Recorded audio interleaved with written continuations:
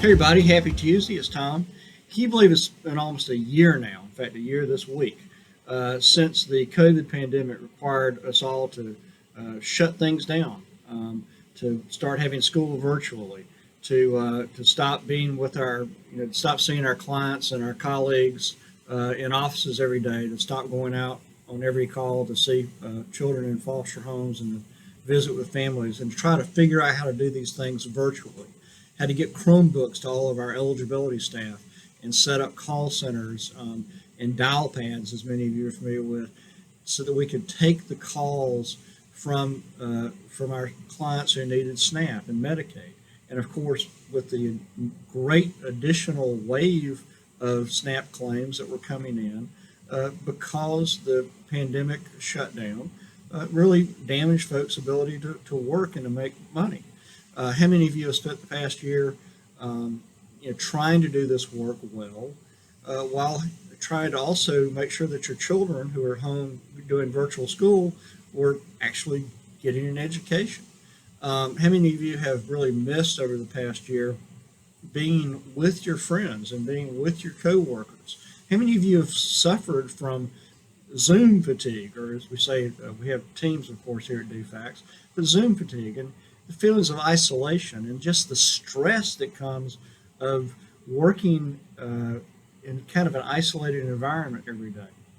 Well, I just want you to know that I think the light's at the end of the tunnel. We, of course, are working, we're getting all these new vaccines in. We know that our DFACS workers who go out into homes are eligible for the vaccine. We're going to hopefully see a situation soon in which we can all be together again. But I do want to take this opportunity to thank you for the incredible work you've done over the past year, continuing to keep children safe, continuing to protect them, continuing to serve families, continuing to issue benefits. In fact, greatly increased benefits, over $3.5 billion in benefits in the past year in terms of food stamps and PEBT and pandemic SNAP. So thanks to all of you for all the work you've done, and I think it's a good opportunity to serve on this unfortunate anniversary to say that we are so grateful for what you've done. We think we're also going to be able to come out of this a stronger agency and to have better policies about how we work together and how we use technology to make our work more efficient and to make our work lives better. Also want to, just a few things to note. It's, of course, this is National Social Work Month. So we think it's a good time to recognize that, as we know, the theme it continues to be social workers are essential. That certainly is a tip of the hat to the fact that we have been essential. All of you who are doing social work and who are doing casework and during this time period have been essential. Please check out some of our social media. This week we shared Brittany H's story. She's Brittany's a regional adoptions unit supervisor in Region 2. Head over to Twitter, Instagram, and Facebook to see what being a social worker means to Brittany. And I think just take some time to marinate almost in the fact that the work we're going to do is often hard, it's often difficult, it's often stressful, but it is so meaningful.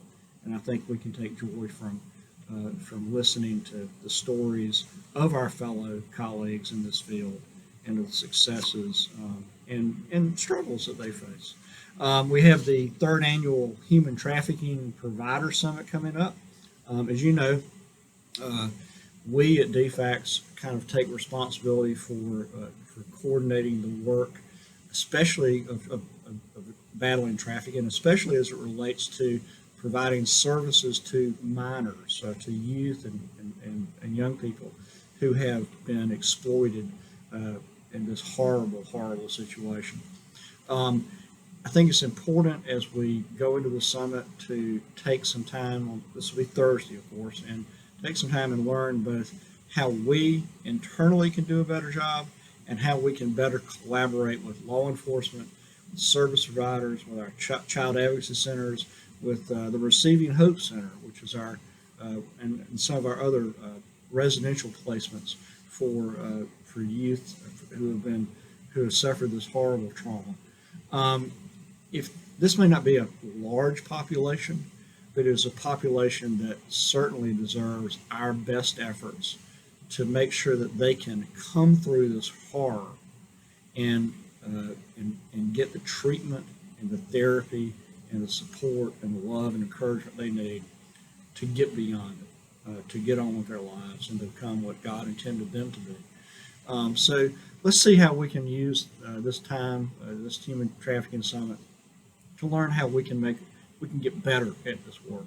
And we're certainly doing a lot of work here at DFCS every day to try to get better, figure out how we can come up with better, how we finance services, how we coordinate services, and always grateful to the First Lady, Ms. Marty Kemp, for her leadership on this issue.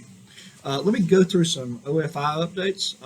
First of all, I think it's important to note that between March 1st, March 4th, and maybe a little before that, some folks may have gotten an erroneous message when they received a verification checklist for Medicaid. Okay, so we send these out from time to time, and there was supposed to be one that went out only to the parents of children who have the Katie Beckett waiver. And that, those parents were reminded that as their children were perhaps aging out of the Katie Beckett time period or the age limit, that they needed to apply for Social Security benefits for the child. Unfortunately, the same language went out to a lot of other folks who did not need it, a lot of other Medicaid applicants or recipients. So if you or somebody you know or a client received an erroneous notice like that, a confusing notice, that's what happened. We have fixed it beginning for all those verification checklists that were created March 5th and after. But if you do get that, and if we can help you resolve it, please let us know. Of course, there's a temporary increase and 15% increase in SNAP benefits as a result of the Consolidated Appropriations Act of 2021. Those funds are going to be added to the SNAP EBT cards, really beginning the March 10th through March 16th, depending on, of course, the case number. And then, of course, we'll start doing that in April at the first week in the month. So what we're trying to do is to send out the 15% at the first of the month, and then the regular SNAP issuance sort of in the middle of the month, and then the pandemic or P-SNAP extra benefits at the end of the month. And so we'll kind of create some more of a smooth issuance of benefits for those people who need to make sure they have food security during this time. So if you have any questions about that, that's what's going on there. We anticipate the benefits that will go out this coming week, the additional 15%, which will be retroactive to January 1st. We're talking about $94 million in food security benefits. So that's a good bit. Pandemic SNAP benefits, as I said, we're going out Thursday, March 25th, and then so kind of toward the end of the month. We'll continue to do that as long as we have the pandemic declaration going on. Medicaid assistance or medical assistance renewals or Medicaid renewals, that's been approved so that we approved the extension of those for the months of May, June, July, and August. We're going to delay the need to renew those for right now. We are working, we remember the PEBT benefit, which last year was for children who should have been receiving their free and reduced lunch at school, but who didn't get it because they were out of school. We're doing it again this year for those children who, again, were not able to go to school because of the pandemic and should have been getting free and reduced lunch, and also children, some daycares, children in daycare.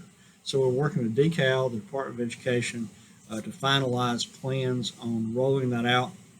Anticipate doing that in the next couple of months, and of course it'll be a retroactive benefit for those families that qualify. Student SNAP,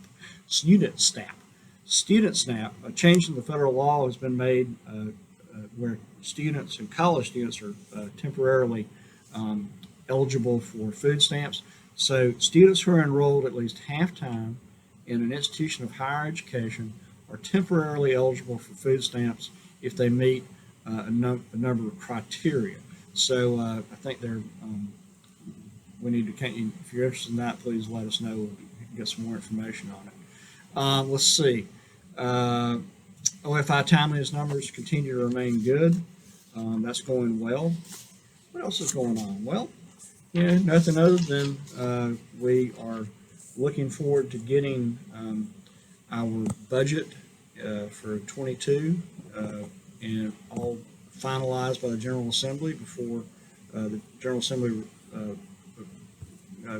adjourns sine die at the end of the month. Legislation is going well. We are in still in a difficult time, but things are looking bright. The weather is getting nicer, and I think we just kind of keep our chins up and keep moving forward. So thanks, everybody. See you next Tuesday.